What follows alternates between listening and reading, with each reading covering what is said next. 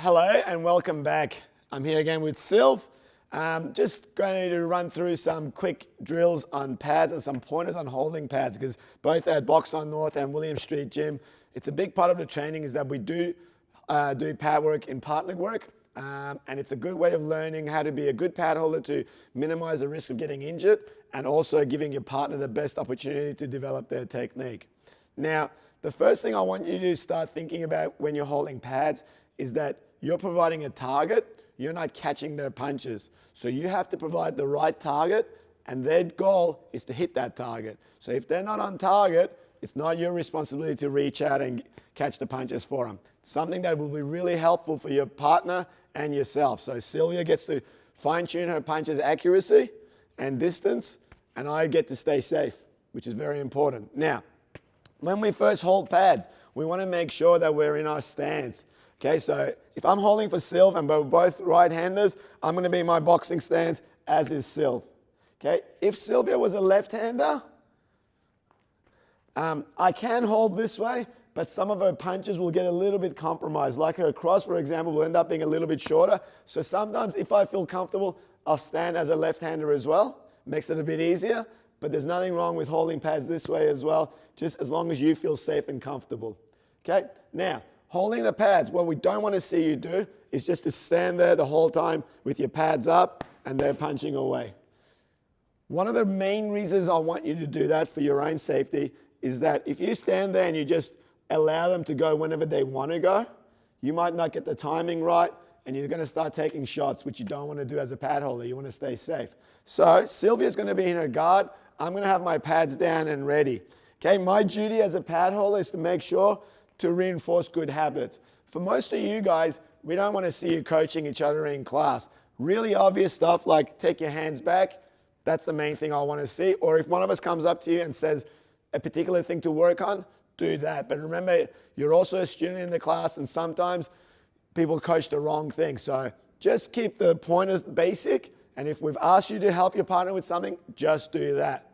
Focus and make sure you're providing the right target. So again, my target's down, Sylvia knows not to punch. When I show her the target, Sylvia's going to do it. Now, it's not one of those pop-em games at arcades. She doesn't have to try to hit it as soon as my pad comes up. Okay? I'm going to keep my chin down. I'm going to be in my stance. I'm going to keep the pads in close. We don't want the pads out here because it's not a realistic target and we're not in a strong position. So, basic things like holding the pads for jab, the thing we do probably every class. I'm going to keep that jab close to my head, my elbow in, and I'm going to show the target. As Sylvia jabs, I'm going to give her a little bit of resistance. Now, this is really important. I don't want to jam Sylvia's punch. This is what I mean by jamming. Okay? We don't want to do that. I want Sylv to get a full-length punch out on target, because no opponent's ever going to do this, and her wrist isn't going to like it too much if I keep slamming those pads in. So I'm going to hold the pad. As she punches, I give her a little bit of resistance just so she's got the target. Small, tight motion. So again, Sylv moves back a little bit, goes for the jab. Here. I'm watching. If Sylvia's hands drop, I just bring back the pads just to make sure she keeps her hands up. Jab, and I watch. Again, jab. Good. Notice my right hand doesn't go up. If she's only going to throw a jab, I'm not going to stand here. So jab, okay, jab. Excellent. I stayed in my stance. Now, Sylvia's going to do a double jab, so she's going to be moving forward. Something we see quite commonly is as Sylvia double jabs, is this. I don't want to do that. I want to stay in my stance. I want to get the practice of moving my feet, and Sylvia needs to get used to following an opponent who's going to move their feet. So as Sylvia double jabs, I step back as well. And then we move again, and we're in our stance. And again, double jab, and back again.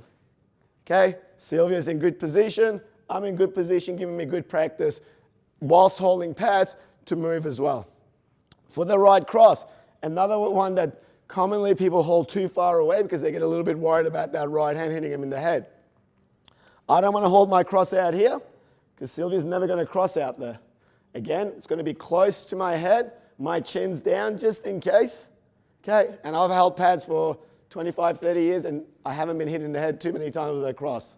Okay, so if you're watching and your partner's switched on as well, everything will be fine. So chin down, I keep it tight, Sylvia throws her cross, and I give her resistance. Now, understand, with a right-hander, that cross is going to have more power than that jab usually. So make sure you're ready for it, and again, don't jam it. Just a little bit of a shot here, and back.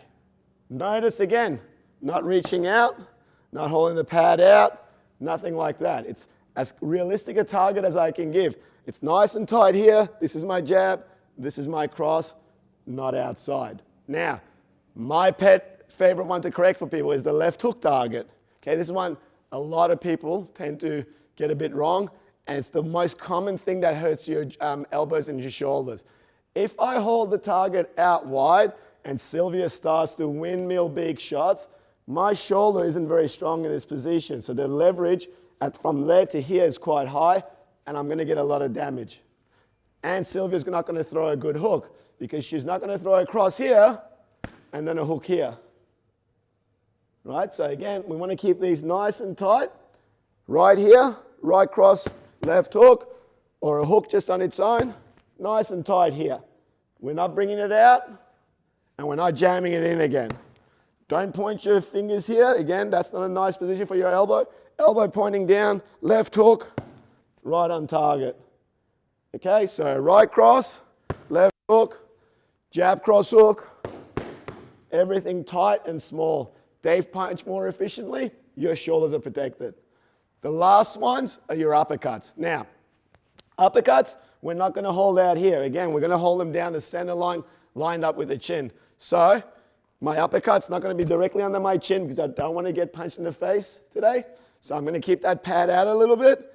My weight's down, and again, it comes in. With the uppercut, don't slam it down. It's not fun for anybody's shoulders or joints. So Sylvia gets down, throws her uppercut. Okay, left hand, same thing. It's in the middle. Okay, right hand, left hand. So those uppercuts are basically going to the same spot. They're not out here and here. They're right in the middle. Okay?